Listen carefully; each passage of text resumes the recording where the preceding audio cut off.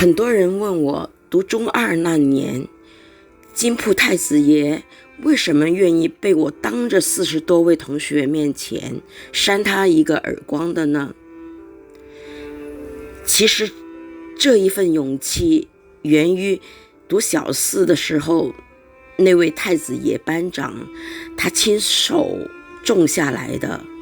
那个时候我是北京农村来的穷家女，而他是全校注目的品学兼优太子爷班长。我以为我俩是2个世界的人，可是他从没嫌弃过我。他带领我们参加多姿多彩的课外活动，我们聊天下事。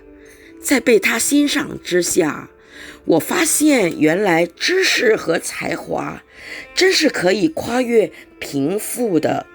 因着班长的接纳，当我中2遇到金铺太子爷的时候，我已经不再是一个自卑的小姑娘，我敢和他自然沟通，做自己。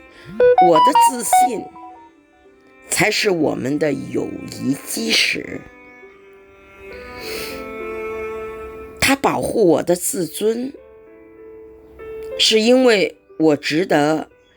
我是曹巨人外孙女，今天想将这一份被看见的力量送给你。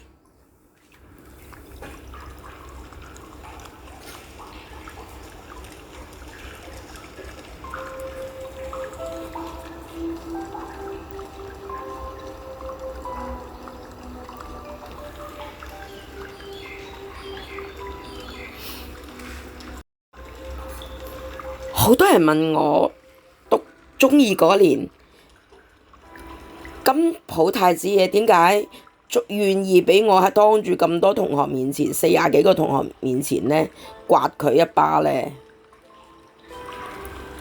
其實呢一份勇氣源於讀小4嘅時候，嗰位太子爺班長佢親手種落嚟嘅。嗰時呢，我係北京農村嚟嘅窮家女，而佢係全校矚目嘅品學兼優太子爺班長。我以為我哋2個係2個世界嘅人嚟嘅，但係佢又冇嫌棄過我喎。佢帶領我哋參加多姿多彩嘅課外活動啦，我哋傾天下事。